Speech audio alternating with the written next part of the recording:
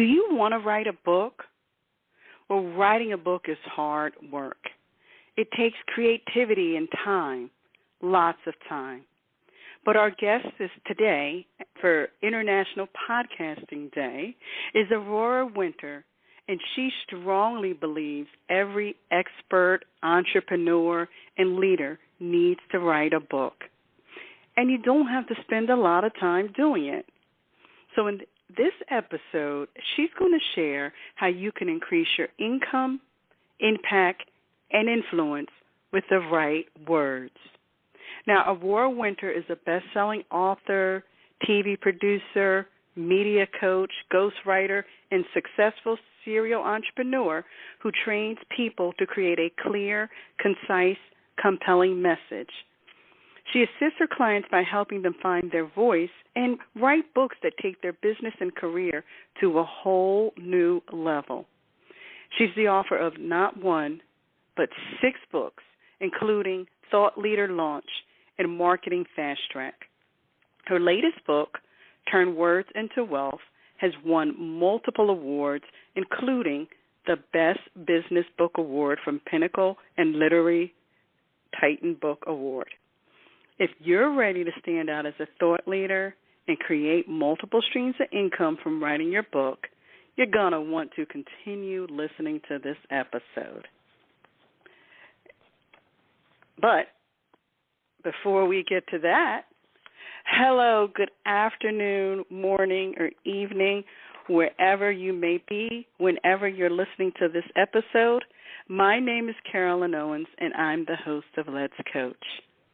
Now, Let's Coach is a show that brings the best from the coaching world for you to use in your everyday life. And we talk about what coaching can do for you.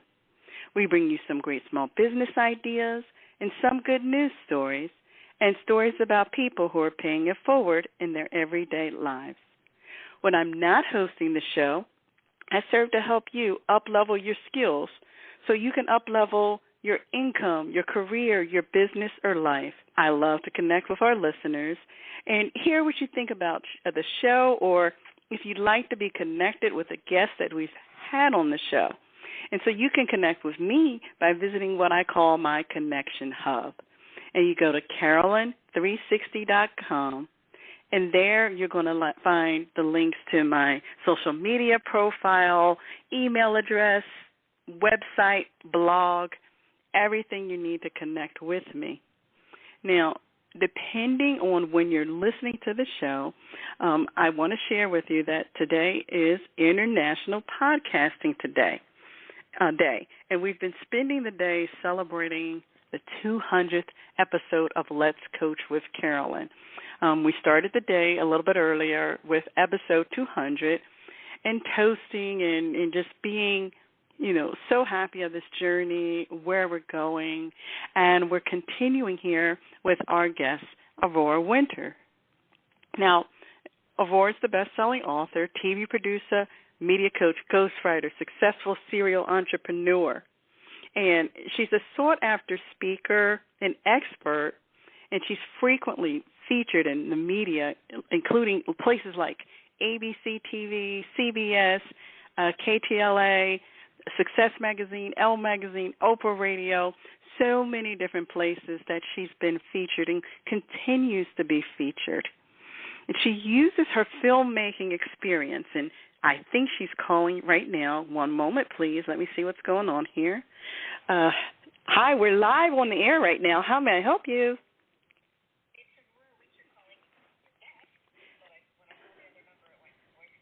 I'm sorry, you must be calling the wrong number. So if we are live on the yes, it is. We're live on the air, but you're calling the wrong number. You have received an email with the correct number. So let me give that to you right now, because our guests, they are listening right now to me. They can't hear you. So the 773 number? No, that the number you should have is 773-897-6124.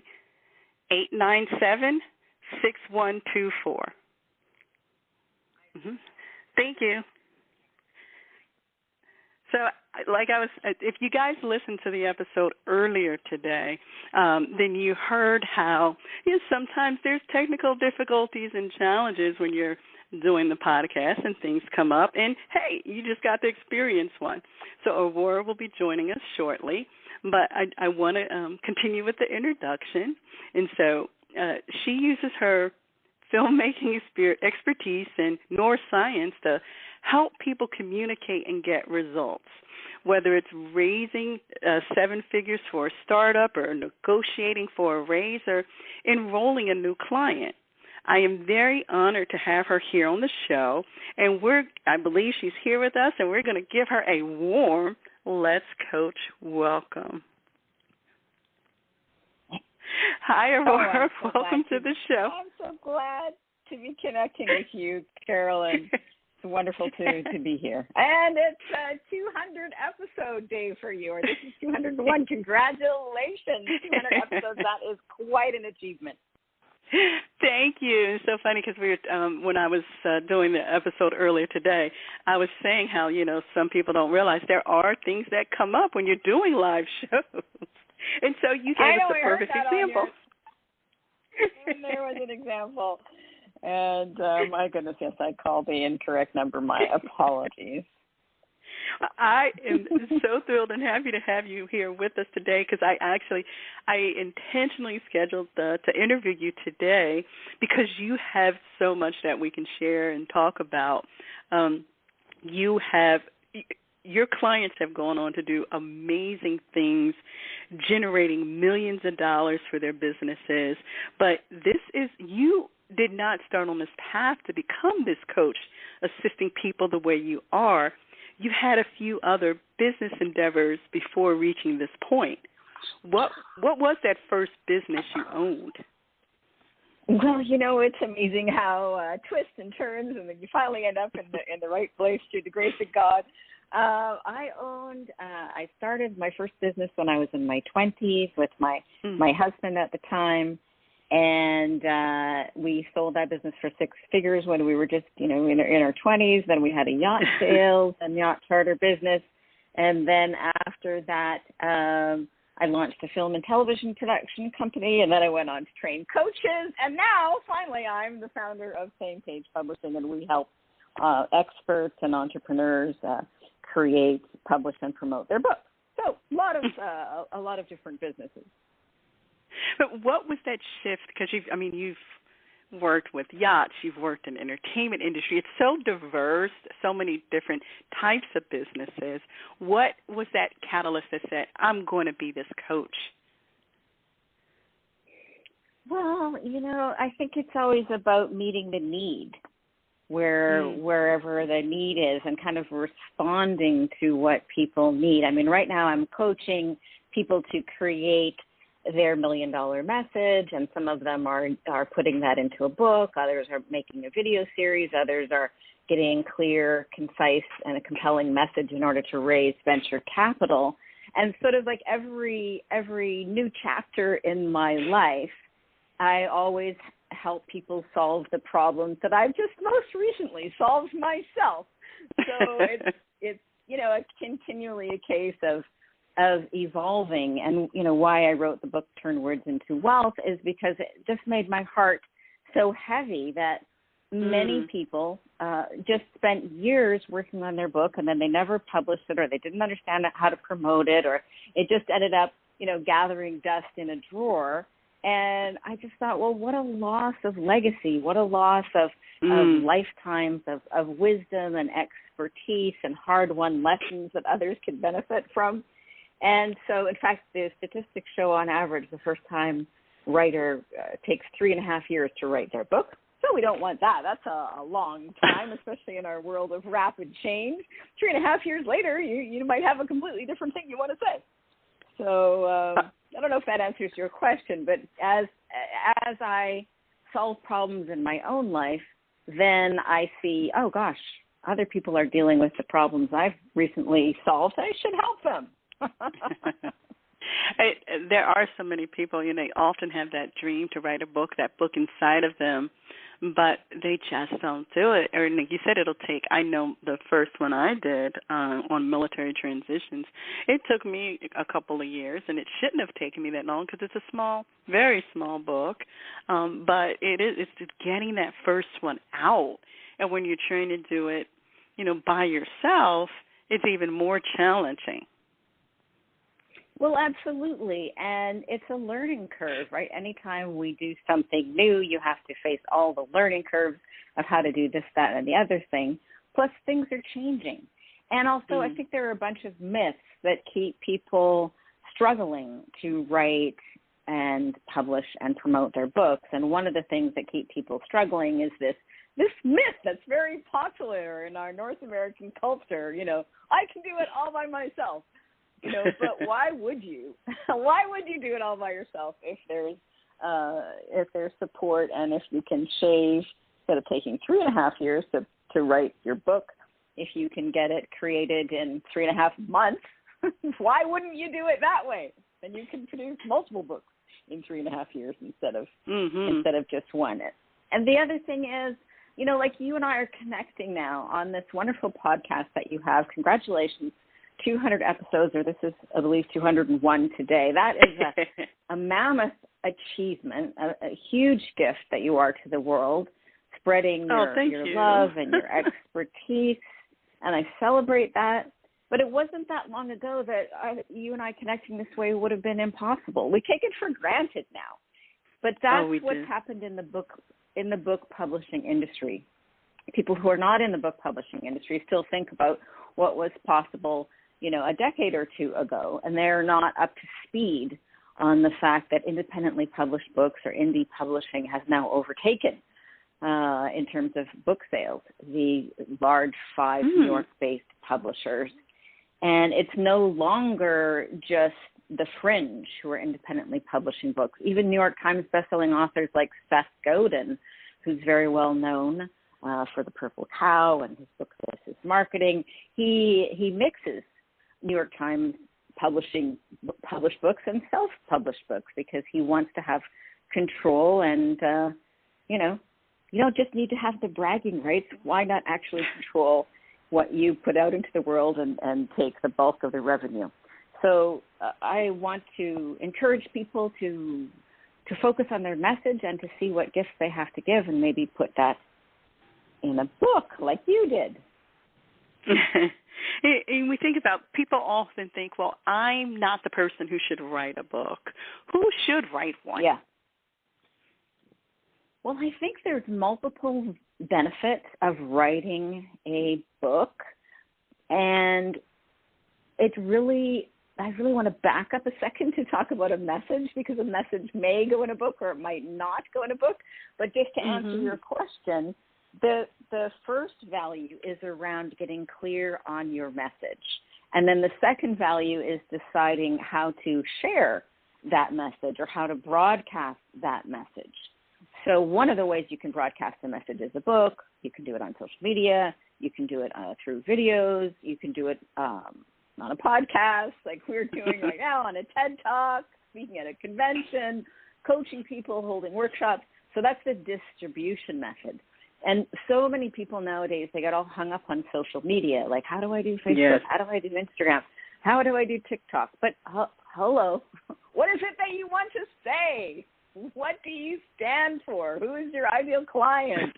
What is the strategic plan for all of this? So I love to really encourage people to first, if you are a business owner, if you are an expert, if you are an entrepreneur, if you are a leader of some sort, you already have a message. That's what a leader has, that brings followers, is a leader has a message and brings people along because they see a vision of some future possibility.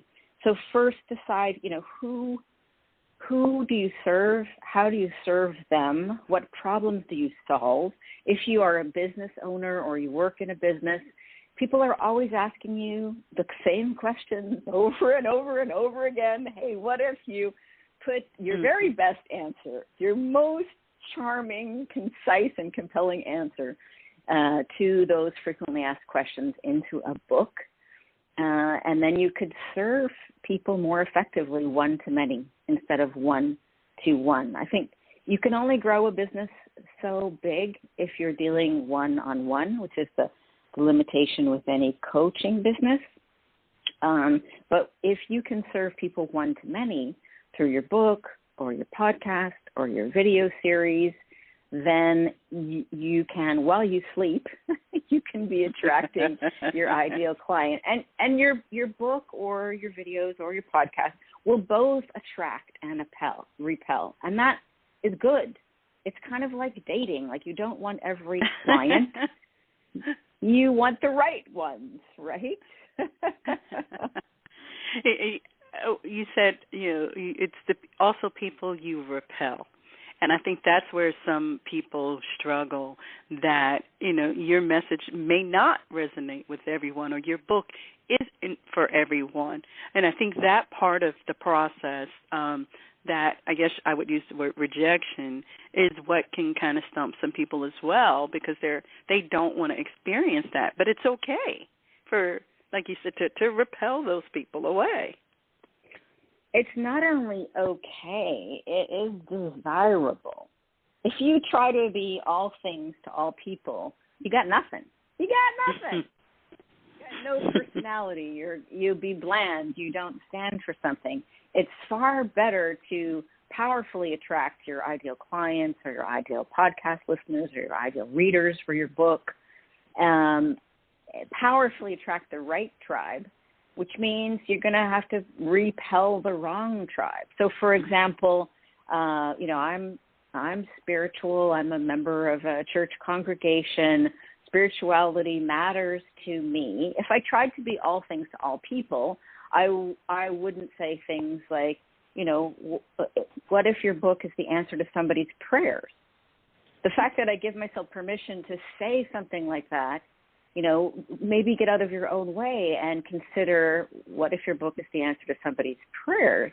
Okay, so I'm just being me, but I'm also simultaneously being okay with somebody who's like an atheist. It's like, Aurora is talking about prayers. She's not the person for me. And that's fine for me, because the people who are spiritual will resonate. And so we want to give ourselves permission to attract and repel. And I don't know if this is a very good example, but it's popping to mind. So if you can remember back in the days when you were dating, what did we call those young men and young women who were not fussy at all and would go out with anybody? We didn't have very positive names for those people, right? So you don't want to be like that in business and in communication. You want to stand. You want to take a stand and be congruent. Sorry if I went on the dark side there. Well, I mean, if you think that actually is a pretty good example, because I was actually watching something similar like that on a video I was watching last night. And what happens, that person ends up alone. And in business, we don't want to end up alone. We don't want our books not to sell. We want to be able to find our tribe, those people that resonate with us, or else you'll end up compromising a lot of who you are and not sharing the true message, the true person. We lose that if we try to be, something for everyone. Right, or we get all stiff and formal and academic and have footnotes and get very ponderous, and then the personality is bleached out of it. We want the personality. People do business with other people, and to build know, like, and trust. So, one of the reasons I wrote Turn Words into Wealth is to share with people who are considering writing a book or want to understand the book publishing business better is, how do people turn their words into wealth anyway? Like, how does that even happen? And what are some rapid ways of writing books? And what are some myths that might be keeping people stuck that I can help them with? So in the book, I share 7 different ways, 7 different models for success that can generate 7 figures. And then I walk through and illustrate using stories from people like, Jeff Walker, Sir Richard Branson, Sir Winston Churchill, Arianna Huffington, Mel Robbins, David Goggins. So I share these stories of other people and myself and my clients so that it's not just hypothetical. It's like, oh, here's a real example about how somebody who doesn't even speak English as their first language managed to get a book on the bestseller list. And not only that, but she's also got a coach training thing. And not only that, even though English is not her first language, she also has a series on Netflix. Do you know who I'm talking about? I'm talking about Marie Kondo, who wrote the Yes. That's what I was thinking. I was like, no, yes, because I having read the book, there's some stories that kind of resonate and stick with me, and we'll probably talk about one of those in a moment. But I'm thinking, well, no, we can't be thinking of Marie Kondo, and I'm like, but that sounds just like her. Yeah, exactly right. I mean, you'd think of her personality. Yeah, it does.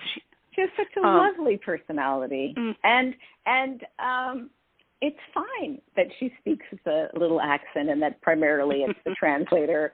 She's just adorable, right? She has this whole Marie Kondo energy that's like beautiful.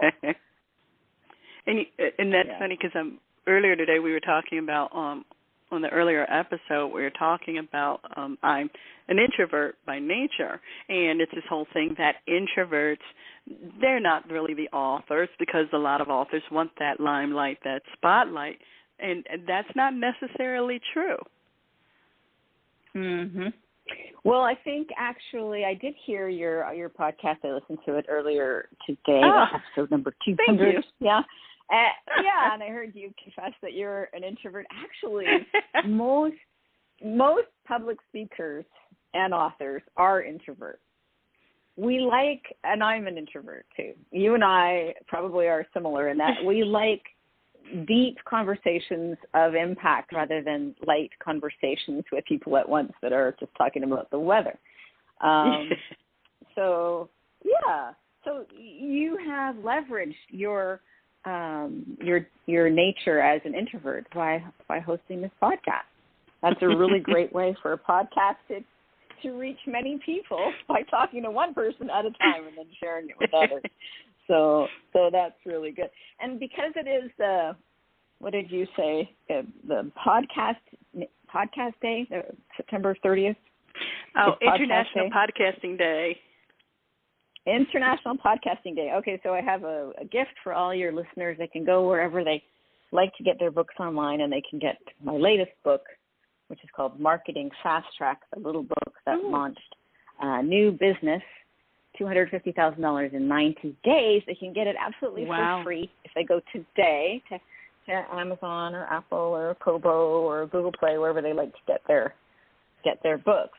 Yeah, so that's a little story about how when I was came back from Italy, I'd finished getting my MBA, and I'm like, okay, now what? Now I need to get my business going, or I need to get a job. And I thought, oh dear, this is I'm an entrepreneur. I don't want to get a job. So I thought, well, what can I do to quickly launch a new business? Because I had previously been training coaches at the Grief Coach Academy, and I was tired of talking about grief. So I wanted to help people with their marketing and their messaging and publishing books. But that's not how people knew me. People knew me as the founder of the Grief Coach Academy, and I had a small email list at the time of 12,000 email list followers who, again, knew me as the founder of the Grief Coach Academy. And I thought, well, what I could do is I could offer them just a little short book called Marketing Fastrack, and then I could send and share 5 little short videos to add more value and build know, like, and trust. And then I could offer people a business breakthrough call for free and see if any of the people on my list would be interested in me helping them with their messaging, their marketing, and potentially publishing a book. And so that's what I did. I launched that book. It wasn't free at that time because it was a print book. So that would be very expensive to ship to people for free. Mm-hmm. So people just paid to cover the shipping and handling. They paid, I think it was $4.77 if you want to be precise. And as a result of sending out the first edition of Marketing Fastrack, it generated $250,000 of new business in 90 days. And it served as a good test. It was like an experiment to see would people be interested in having me help them with their messaging, their marketing, and their book publishing? And the answer was yes. So that little book was only based on a 1-hour interview, an interview, something like this, that I transcribed and turned into a little short book. So Marketing Fastrack is the gift for your listeners. They can get it for free, and I'll pull back the curtain and show them basically through an example how simple it could be to create a little book and launch a new business or launch a new product and service and serve a new community. Well, thank you. And I will definitely get it myself because I have read Turn Words into Wealth. Wonderful book. I've taken notes, and reading it, like just studying the book, not just reading it. And I think one of the things that you explain in the book is that what a book can do for someone. And for those people who are thinking, well, my industry I can't write about anything, what would I do? Can you kind of explain what a book can actually do for someone? Oh, sure. Thanks. That's a great question. And I'm so glad that you're not only reading but studying Turn Words into Wealth. I want to hear more about what was most valuable to you so far. But what a book can look, if you are running a business, if you are a leader, you have expertise. You just take it for granted. What are the questions that people are asking you all of the time, and how could you answer those questions more effectively? And basically, how can you leverage your time one-to-many? So let me make this clear by giving an example. So some clients of mine, they're dentists in San Diego called Doctors Justine and Janice Doan. Yes. They're actually sisters. They had a successful dentistry business of about $1.5 million, and they were excellent dentists, perhaps even extraordinary dentists, but they were marketing the same way as every other dentist in San Diego, so they weren't really standing out what was distinct about them. So they decided that they would like to write a book, and they'd like to get more clear on their messaging and their marketing. English is not even their first language. So first I wanted to understand their business.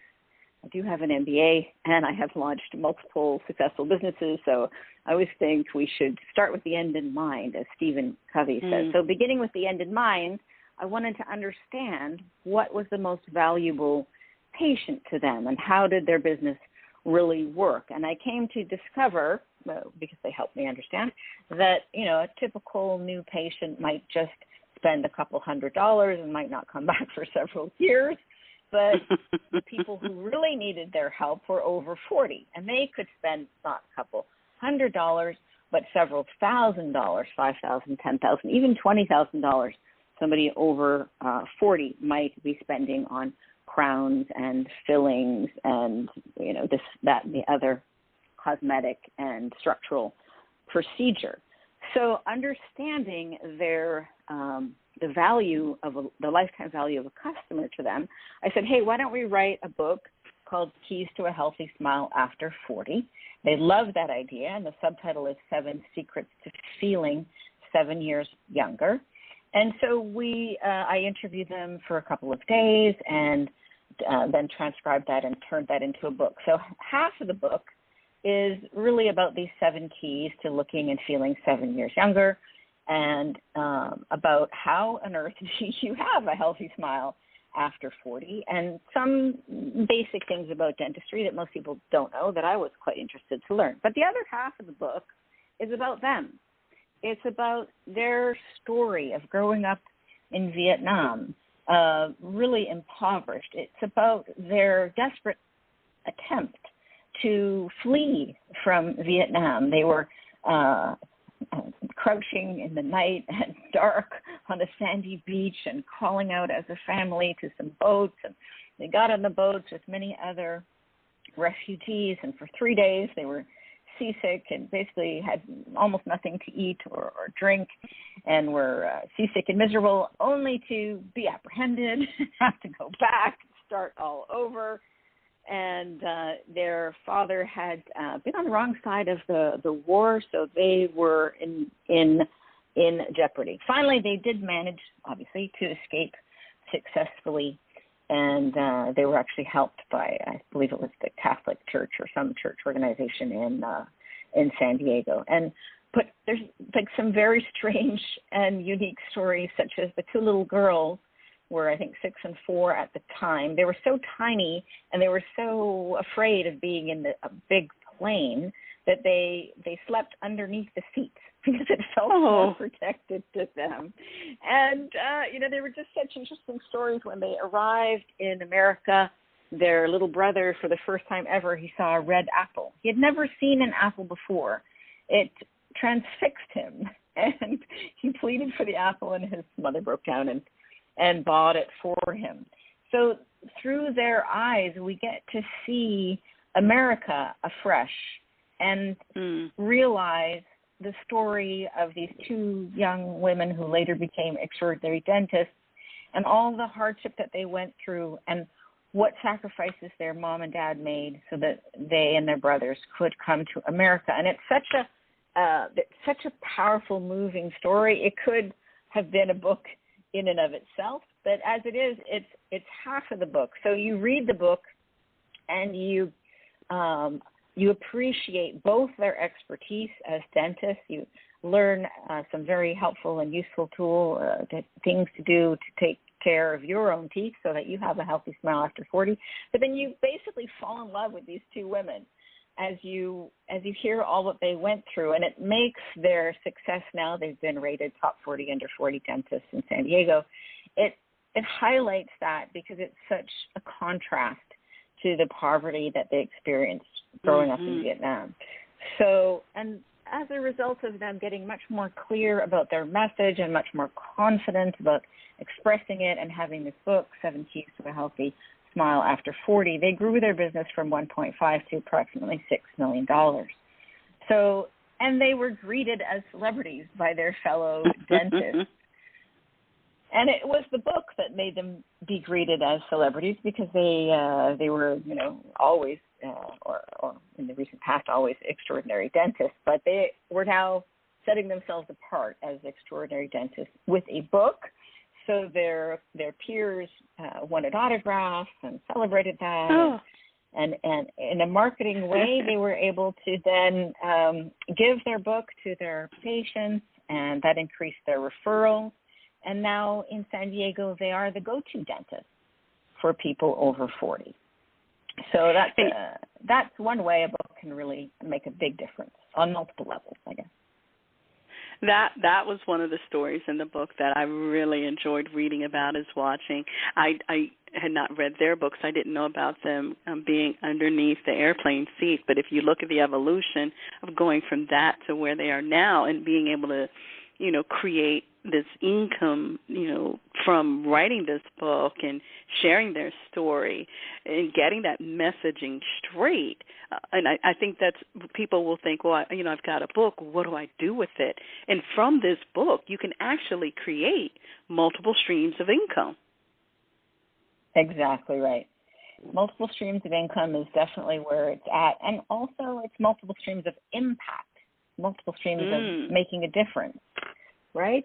So they are now actually, because of the book, it opened up the possibility of training other dentists, training other dental staff or assistants.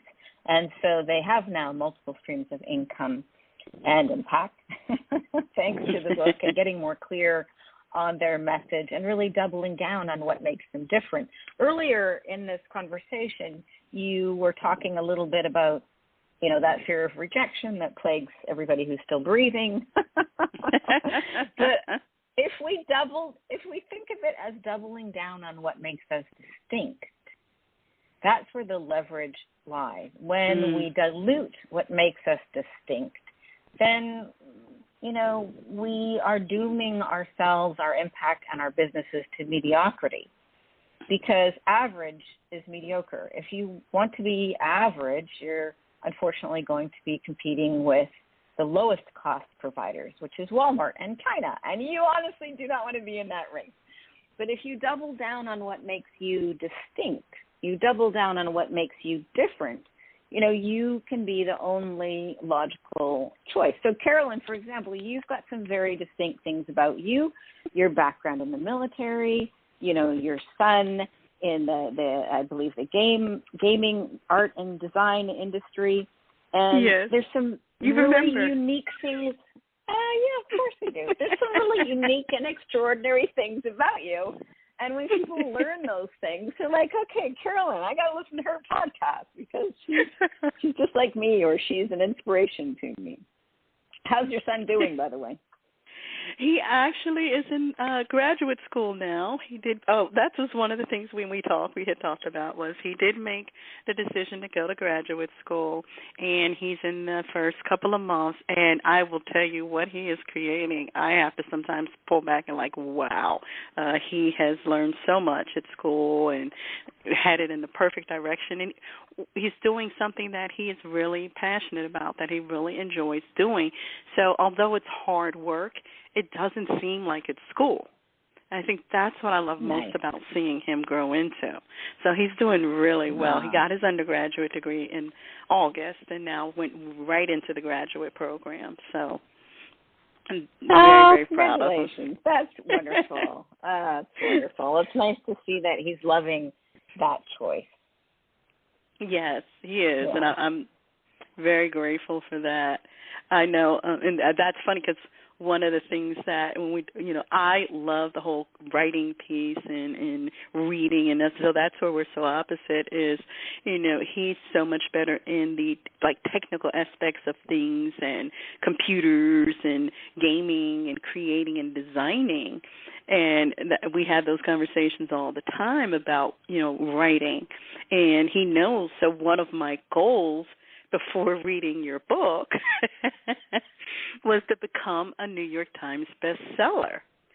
And after reading your book, I started shifting a little bit and thinking that might not be, the real goal for me.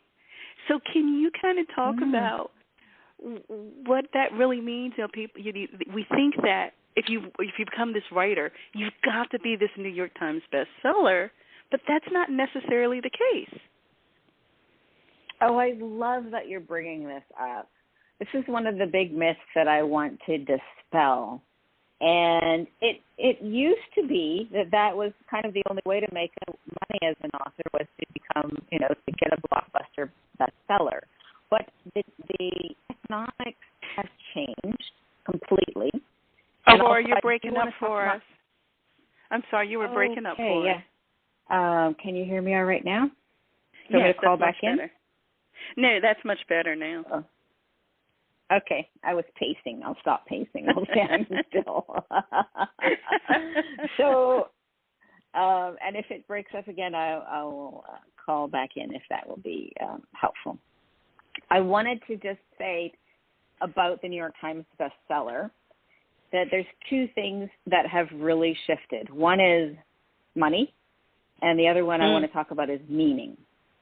So it used to be in the day that most people were published by a publisher, and that would mean that their royalty was somewhere between 6% and 10% of the wholesale cost of the book. So if you had a $20 book, let's just say the wholesale cost was $10. So even if you had a 10% royalty, which was high, you would get $1 a book, or you'd get 60 cents a book, something like that. So naturally, unless you sold a boatload of books, you were not, it wasn't going to be worth your time. The financial situation has completely changed, which I talk about and explain in depth in my book, Turn Words into Wealth. But now, thanks to Amazon and other similar platforms like Apple Books and Kobo Books and Google Play Books, you can put your book online. It can be available around the world, basically instantly, and you can keep approximately 70% of the royalties. So that same $20 book, you can keep $14, roughly. Less printing costs if it's a print book. But, okay, so let's look at the difference between $1 a book or 60 cents a book with a big publisher versus $14 a book. Well, that's a completely different situation. So with a very a modest number of book sales, it can be worth your while. And even if you have a business such as I have, like I'm giving away my book, Marketing Fastrack, for free, as I mentioned, as a gift to your listeners. I can afford to do that because it's an ebook, so I don't have any printing costs.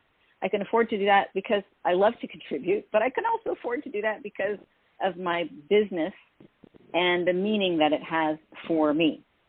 So the playing field has completely changed. So I do want to talk about meaning, but let me just talk about money and a little bit more. A lot of businesses are spending a ton of money on Google ads, on Facebook ads, on LinkedIn ads, on YouTube ads, but the number three search engine is Amazon. The least crowded marketplace is Amazon. So if you have some kind of expertise, you have something to say, you have something to contribute, you're a leader of some kind, it makes sense to have a book on the number three search engine, Amazon. When people are on Facebook or they're on LinkedIn, they don't have their credit card out. They're not necessarily ready to buy. But when people are on Amazon, they're buying. They go to Amazon to buy. So this is a great place for them to buy your book.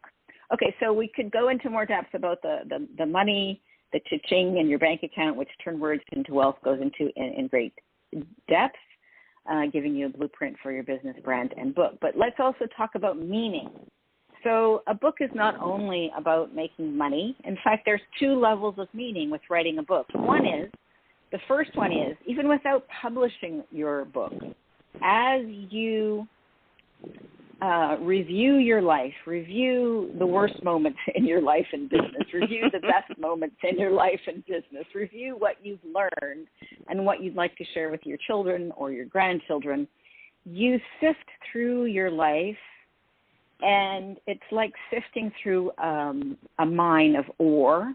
A lot of it is crap, but there's veins of gold, of silver, of copper, of titanium, of precious metals. And as the process of writing a book is like reclaiming your life and harvesting and acknowledging the diamonds, the gold, the silver, the platinum, the copper, the wonderful, wonderful things, and really bringing them out of the mud and the muck and the stuff that you're going to let go. And so it's a freeing process of claiming and shining up and melting and refining what you have learned, and also releasing the things that no longer serve you, and releasing it. So even for just that, which I'm sure you can relate to as a coach, Carolyn, it's incredibly cathartic and enriching. And then the second level, of course, is that once you publish, and promote your book, you're leaving a legacy. I mean, I've been mentored by people who are long dead, like C.S. Lewis, Ralph Waldo Emerson, Rumi, Jesus. You leave a legacy. We only have so many breaths, but your book can contribute to the world even after you have gone on. So I've been talking a lot. I want to hear your feedback on all these points. You know, I think that's understanding your why of why you want to write the book makes a difference too, in terms of that legacy, that and that healing. I've interviewed several authors, and that despite the financial gain from the book, the biggest gift they got from writing it was healing. Things they had not been able to deal with in any other way to process, or once they put the words on paper, it was like this dark cloud had lifted over them, and it was like, now I can move on. You know, it was part of forgiveness that took place, and not just forgiving the other person who was involved, but it also forgiving themselves as they were able to do this. And oftentimes when you hear why they wanted to, as difficult as the story was for them and what they went through, when you hear why they wanted to put it on paper and what they experienced and went through, and I had actually thought back, you know, I have my blog and the podcast, and this stuff is going to be out there forever. Somebody will find it and listen to it. And I have old episodes that are still listened to long after I'm gone. My son will hear my voice. Exactly. You have a body of work. and that can contribute. I mean, I listen to Louise Hay and Wayne Dyer still. Yes. I hear their voices, even though they've passed on. And this is the blessing of technology. So, get clear on your message and then share it, as Carolyn is showing us a way through. Now, you mentioned earlier that you were studying my book, Turn Words into Wealth. What stood out to you from your reading it and then reviewing and studying it? So what I really like about your book, it gives you steps. It walks you through a lot of things to think about and how to do it, where you're sitting there like, oh, my God, this book has so much information in it on, if I can, I thought about, wow, if I could go back and have started over and started with this book, my writing would have been different, my approach would have been different, how I launched. And I had that whole concept. And I think the biggest change for me was the New York Times bestseller piece, because I've said what I want. And as I thought back, as I went through the book, that's when it, hit me for the first time is that really what I want? And, my answer is one that I was like, oh, my God, I've had this for so long, but really I have to say no now. It's not really what I want. Oh. There's a better way to do it where I feel the messages and the things I want to say will be heard better, heard more, and done in a way where I can have more influence with the how and the what. Oh, I love that. Yeah, so many people just arbitrarily say, oh, I want to have a New York Times bestseller without even realizing what that really means and without considering, is that the best path? It's like people saying, oh, I want to have a 7-figure business. Well, I have lots of, acquaintances who have 7-figure businesses, but their net is like nothing, and they're completely stressed out, and they have a huge payroll to meet. Like, we need to consider these ideas that are floating around, whether it's a New York Times bestseller or a 7-figure business, and go, wait a minute, what do I really want? What does my ideal day look like? Who do I want to contribute to? Instead of what's the biggest amount of money or impact or fame I could have, what's the smallest amount I could do to have a really meaningful life and know in my heart that I'm living my purpose and I've made a satisfying difference. So, for example, in my business, when COVID hit March 2020, my business was, I had 3 events per year, and I was helping people one-to-many with group training calls and group workshops and this and that, which I really liked. But then I asked myself the questions I just suggested that you consider or your listeners consider, which is, okay, what is the least amount I can do to feel the most satisfied? And I doubled down using the 80-20 rule, or as you know from reading my book, I like the 64-4 rule. Everybody knows the 80-20 rule, which is there's 20% of clients that bring you 80% of your money. But if you do it again, what's 20% of 20% is only 4% brings you 64%. So I thought, okay, what are the 4% of clients and activities that bring me the most joy and satisfaction and bring me the bulk of my revenue? And I decided to double down on helping, entrepreneurs and experts write, publish, and promote their books and launch as thought leaders. And I let all the rest of my business go. And actually, shockingly, I'm making more money, and I'm working a lot less hard, but I feel like I'm making much more of a difference. And I think I'm sorry. I mentioned earlier today how podcasting can be hard work. Writing a book can be hard work, and that hard work is what kind of can pull someone away. And you mentioned oftentimes the first book takes 3.5 years to write. But there is a better way, which you talk about in your book, about how you can get the words out, how you can get it on paper. Can you talk a little bit about that? Exactly. Oh, yeah, thank you. Thank you for that, Carolyn. So I've been one of those authors struggling for years to write a book. And I've realized that the fastest way to write a book is also the most fun way, which is that I take my skills as a coach and an interviewer, and I interview my clients. I call it the spoken author method. So once we've got clear on the idea for a book, I mentioned earlier Keys to a Healthy Smile After 40. You heard about the strategy that went into deciding that that would be what the book was about and the title. Well, then once we've figured that out, I interviewed those clients, Drs. Janice and Justine Jones, for a weekend in San Diego. That was before COVID, so I could meet them in person.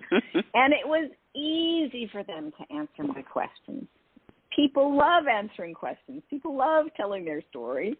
And I only had one rule. I said the rule is for you to be as raw and authentic and real as you can possibly be. We can always take it out of the book if you don't want to be that vulnerable, but I can't put something that you don't give me, and I'd rather that the book be deeper. And then we can always edit it. But they didn't want to edit it. They were quite willing to share the truth of the drama of their story. And it was easy for them. They talked to me for 2 days. That's totally easy. They answered questions. They loved sharing their story and having me ask, well, tell me more about your grandmother's dentures and why you wanted them when you were 5 years old. You saw her taking her teeth out, and you're like, I want my teeth. And it, burst the idea of being a dentist. So the spoken author method is something that everybody can do nowadays, thanks to the miracle of smartphones and Zoom and recordings and this and that. People who want, my help and my team's help to do it can certainly work with me, and they can go to my website and sign up for a business breakthrough call, and we can talk about how we can help them. But you can also do it yourself. You can make a list of all the frequently asked questions that people ask you, and then you can answer them on your smartphone or your other recording device or on Zoom. You can transcribe it, and there you go. You have the first draft of your book. The other thing I want to say is most people don't understand that this is always how the business tycoons and politicians and movie stars have written books, even though the ghostwriter's name is not on the book. You can be pretty darn sure that Goldie Hawn and Hillary Clinton and all these, Winston Churchill, they had ghostwriters, they had secretaries, they had editors. They were not agonizing over every word. So separate out the person whose ideas it is, whose life and business story it is, from the person who is dealing with, should that be a comma or a period? Does that make sense? I mean, you could do this for your next book, right? I want to emphasize really quick. I want to emphasize how much faster it is. As I mentioned, my little book, Marketing Fastrack, was only based on a 1-hour interview, and it made a nice, short book. But the typical business book nowadays is only 50,000 words. When I'm working with my clients using the spoken author process, usually in an hour we can capture between 5,000 and 8,000 words. So you can understand that in, say, 10 hours of being interviewed once a week for 10 weeks, say, boom, you've got 50,000 words, and all you had to do was talk for an hour. So it's so much faster. Yeah, it's so funny because I've taken interviews that, guests that I've interviewed on the show, and I've written articles about the interviews, and I've gotten 3 articles out of just one 1-hour interview that I've done with people. So it isn't, that's for those who are thinking, I've got to write all this spoken, you called it spoken word author? Did I get it right? Spoken author. I just call it spoken author. It's a great way for someone who's been, making the excuses and holding back to get that book out. Exactly. And there's many different sites that will transcribe your audio or your video for you. But, hey, let's also remember that we are living in a social media world. So the spoken author method not only helps to create, publish, and promote a book, but then we also have hours of video and audio of the person talking about their story. So we can slice and dice that into little bits of content to broadcast on social media. So we get a whole boatload of content maybe 200 pieces of content plus a book. Whoa. Which is another major mistake authors make, is they don't understand that they need to be ready to talk on TV or radio or podcast, and that they need an arsenal of little short video and audio clips to promote their book and to promote their business and to share what they're up to. Does that make sense? It does, because you talk about how you don't need this big advertising budget, but you have to be ready to shine in the spotlight, be able to do that. Absolutely. Absolutely right. And that takes a while, like you were talking earlier about some people you've interviewed and how much value it was to them of reviewing their story and healing. So our most powerful stories oftentimes come from things that were difficult to live through. So it takes telling it a few times before you can tell it without bursting into tears or having a catch in your voice. So inexperienced communicators avoid their most powerful stories because they are concerned that they'll burst into tears, which is really not the best thing to do. But the paradox is that our most vulnerable stories, they have an arc to them. They're like a roller coaster. So when you can get comfortable telling your stories, then other people will be riveted. They won't be able to stop listening because they want to hear, what happened. And I could give you an example of one of those kinds of stories if you would like. Oh, please. Okay. So, for example, my husband died suddenly when he was only 33, and our son was 4. As you can probably imagine, I felt completely devastated. I felt like Humpty Dumpty had fallen. My life had shattered into hundreds of pieces, and I didn't think I would ever be able to pick up the pieces of my life and superglue them back together again. And I didn't even know if I wanted to, because I was so heartbroken that my best friend and my business partner and my husband and the father of my son was suddenly snatched from me. And as you can perhaps understand, I went through a long period of grief and kind of a gray zone. But my whole life changed on the 2nd anniversary of my husband's death. And in this period of time, I had a dream, and he reached out to me the only way he could, which was through this dream. And at this dream, I dreamt that he met me at an airport, and other people were all heading purposefully somewhere else. And I just banged my fist on the stupid plastic table in the airport food court, and I said, how could you? How could you abandon me? How could you leave our son without a father?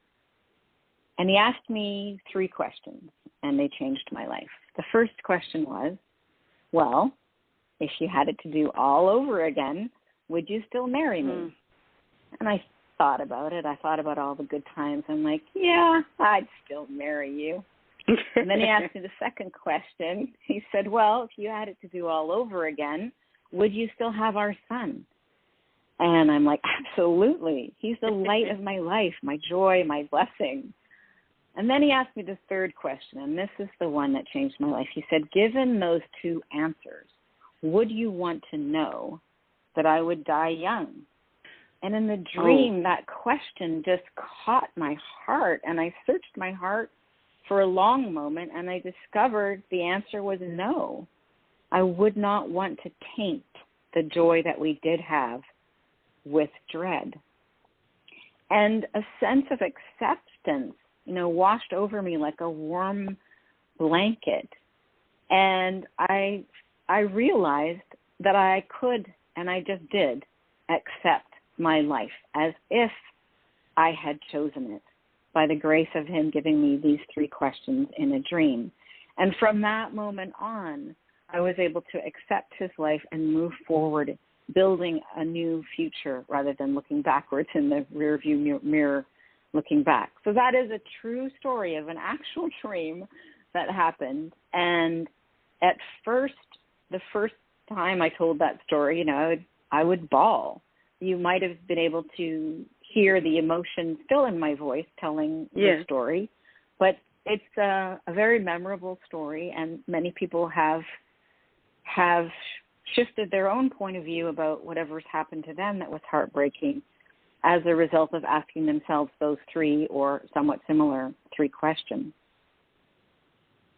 It's a very powerful story, and it's why I do the podcast, because I know someone needed to hear that, and it's like somewhere someone's listening and something just shifted for them hearing that. And it's why we write. Yeah. It's why we, yes, we can generate income from writing, but why many of us true authors do this is for that purpose, is to it helps people, it makes an impact, it makes a difference. Yeah. And that's exactly. It reminds me of the reason why. Sorry, that's the reason why it matters to share your story, because it can potentially help others. What were you saying, Carolyn? It reminded me of a particular guest. His book is Circles, and it's stories to my younger self, Elliot Popkin, I believe. And he shared something that was in the book, but he went a little more in depth during the interview, and he had not thought about it until time, and he had to kind of catch himself for a moment. And we both were kind of like, you almost forgot that we even had an audience listening at the moment, because it was such an intense moment. Going back and sharing that again at such a deep level, and it just,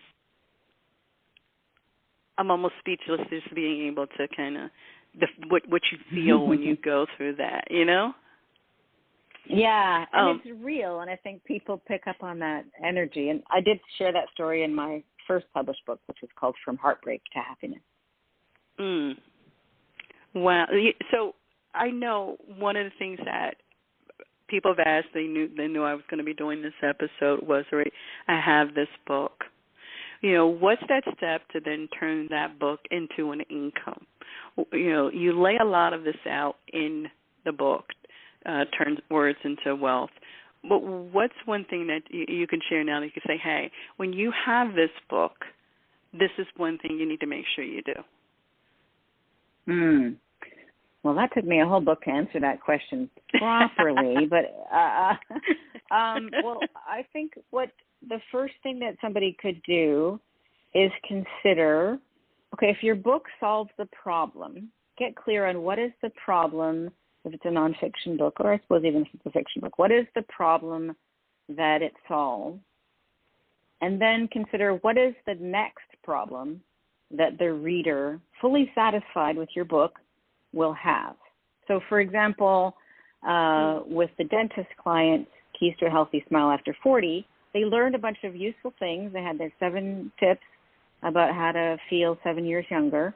Well, one of the next things you cannot get out of a book is to get your teeth cleaned, to go get an x-ray, or to have a crown, right? So without withholding anything in their book, they could solve the next problem. So the key of a successful business is to have a waterfall or a cascading understanding of the problem you're solving for the person each step, and then understanding what is the next problem. So, for example, my book, Turn Words into Wealth, does my very best job of not withholding any secrets whatsoever about how you can turn your words into wealth and what kind of, 7 different blueprints to build your business brand and book. What is the next problem that somebody will have after reading that book? Well, some of the people who read that book will just say, okay, this is fine. Can you just do this for me or with me, Aurora? And so then they come to me and I interview them and we do the spoken author thing and it's fun. And so then what is the problem, the next problem somebody has after writing and publishing their book? Well, then they need to promote their book. So they need media training. They need to understand how to get on podcasts and radio and TV and how to broadcast their content. So I have a clear understanding of what are the problems somebody faces each step of the way. Once their book is out or even before it's out, they want to apply for book awards. How do we do that? Which awards are most appropriate? There's all kinds of problems that I have solved that I can help other people solve. But you don't have to solve. So when you're writing your book, think what is the problem that it solves and what is the next problem that somebody will have. And sometimes the next problem is very similar, but they want a different delivery mechanism. You know, they want Carolyn to coach them one-on-one through it, or they want to come to a workshop with me and experience writing in a group setting, or they want another kind of experience, but maybe that is solving still the same problem or a very similar problem, but a more intimate or more exclusive or more personal delivery. Does that make sense? Oh, it does, because I think a lot of people, when they talk about writing a book, they talk about, yes, let's solve the problem, but we don't think, well, what's the problem that comes after that? And there are people out there who've already written their books, so if I'm understanding and hearing you correctly, for those who've already written their books, but they have no traction on it, they can actually work with you to learn about the media piece, because it's not just posting something on social media. It's much more than that. You have a real strategy behind what you do when you work with individuals. Exactly right. And to be completely honest, I made that mistake with my first book. So my first book, From Heartbreak to Happiness, An Intimate Diary of Healing, which was endorsed by Dr. Wayne Dyer, it is a diary of healing. And I thought, okay, that's my gift to other grieving people. I'm going to go back to being a film and television executive producer, writer-producer. And I didn't think about, well, what problem will people have after that? And the problem that people had after reading that book is they wanted me to coach them through grief. So I founded a Grief Coach Academy and coached people through grief. And what's the problem they had after that? They wanted to learn how to coach other people through grief or heartbreak or stress. And so I did that as the next problem. So the first time I did this, it was all by accident with people saying, I loved your book. Can you please do the next step? And I'm like, oh, I never thought of that. Thanks. But if 2 or 3 people ask for the same thing, then I'm like, okay, that's a message to the universe. I should pay attention. So with helping people with their books, you know, people have been asking me, well, couldn't you just interview me? Can't you help me get an award-winning book? Can you help me become a best-selling author? Can you help me figure out the business strategy? Because I don't know, your mind seems to work that way and mine doesn't. So, but for the listeners, whatever problem your book solves, there is a whole bunch of other problems that you can help people solve, but that may not work so well in a book. Without withholding, they'll want your help or your team's help to do it. Such as the dentistry example. You cannot clean your teeth with the book. That's not advised. There's, and I know we're coming to the end of the interview here, but there is a piece in the book that this resonate with me, and I'd love to close kind of touching on this. And you talk about the final bon voyage party and the things you do and don't need to do or have missed when you die. I think that was a significant point because it does tie into the meaning, purpose, and legacy of writing the book.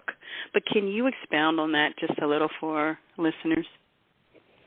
I'm sure I can expand on that, but you might want to give me a little bit more of a hint which thing you are referring to. Are you talking about the regrets people have when they're dying, or are you talking about, It tied into the regret. Yeah. And people are like, how is this in the book about turning your words into wealth? I mean, but it's so relevant in the excuses and holding back in everything we do, not just in writing, but in our lives in general. In our lives in general. What a great thing to conclude with. So I'm talking about there's research done on the top 5 regrets of the dying in a book by that name by Bronnie Ware. And the most common regrets are, I wish I had lived a life true to my dreams instead of what others expected of me. I wish I hadn't worked so hard. I wish I had stayed in touch with my friends. I wish I'd let myself be happier. And I wish I'd had the courage to express my true self. So turning these regrets into questions that the listeners can ask themselves, or maybe even you want to answer one of them on the live podcast. So ask yourself, how can I let go of the expectations of others and live a life true to myself and my own dreams? How can I create a life of meaning and purpose? How can I build better relationships with friends and family? How can I design my life so I'm happy and flourishing? And how can I express my true self more fully and not die with my music inside of me? So when you're on your deathbed, it's very likely that you will regret the things you have not done, as opposed to regretting the things that you attempted that didn't work out so well. So I think it's really great for us to ask ourselves, what footprints would you like to leave? Thinking of the footprints in the sand. So how would you like to be remembered? Who would you like to influence and inspire? And what legacy would you like to leave? So, and I can quote Jordan B. Peterson, one of my heroes. He says, pursue what is meaningful, not what is expedient. So, Aurora, how do you want to be remembered? I want to be remembered. Thank you for asking me. Then I'm going to ask you the same question.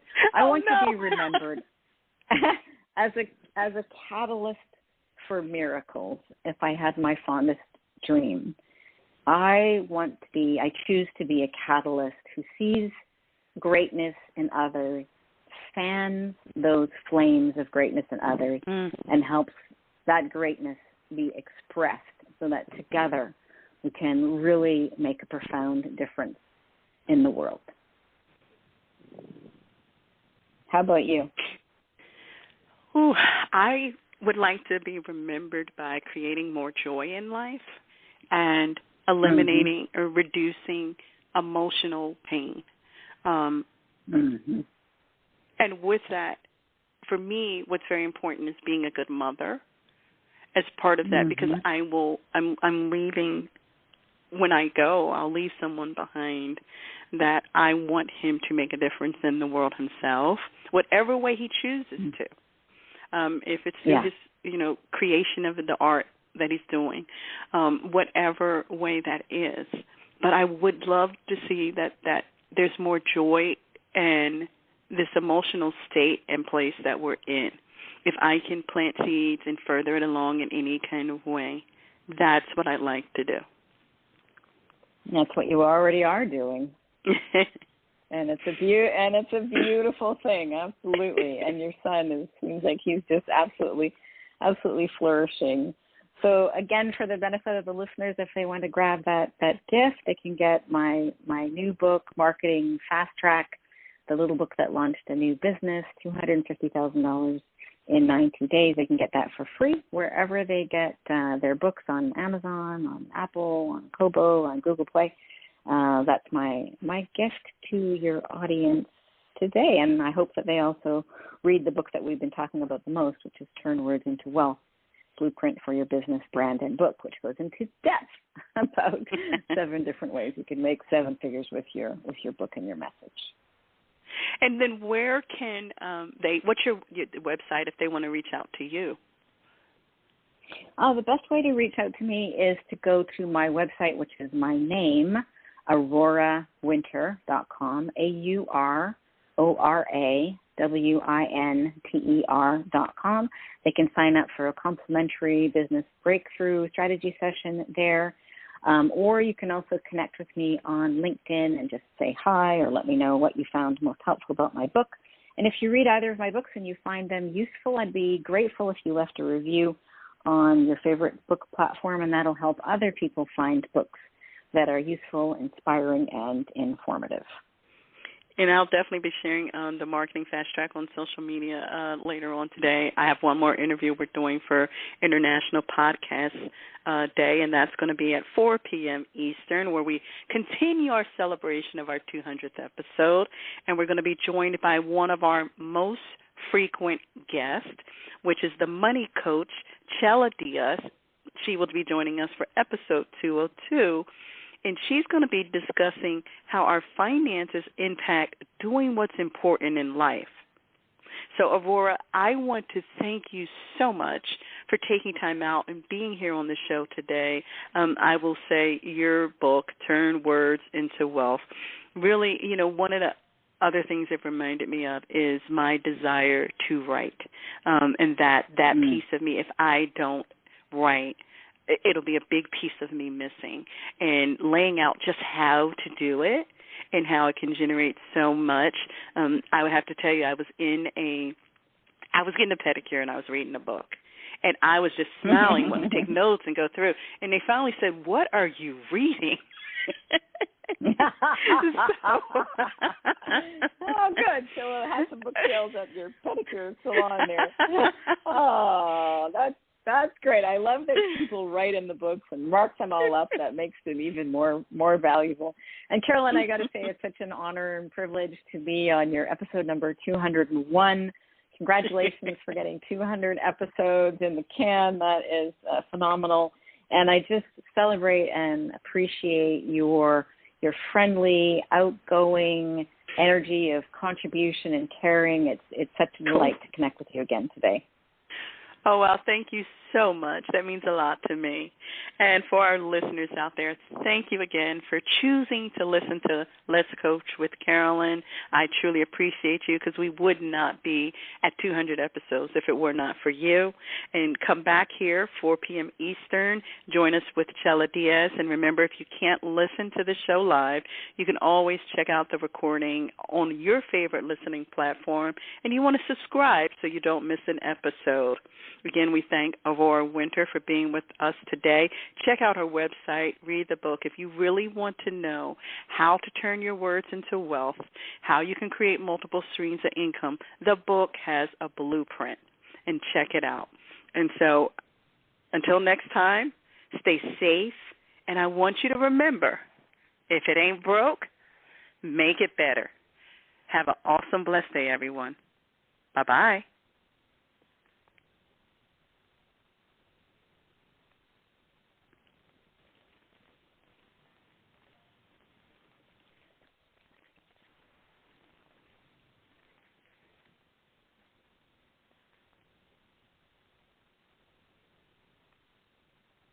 Do you want to write a book? Well, writing a book is hard work. It takes creativity and time, lots of time. But our guest is today for International Podcasting Day is Aurora Winter, and she strongly believes every expert, entrepreneur, and leader needs to write a book. And you don't have to spend a lot of time doing it. So in this episode, she's going to share how you can increase your income, impact, and influence with the right words. Now, Aurora Winter is a best-selling author, TV producer, media coach, ghostwriter, and successful serial entrepreneur who trains people to create a clear, concise, compelling message. She assists her clients by helping them find their voice and write books that take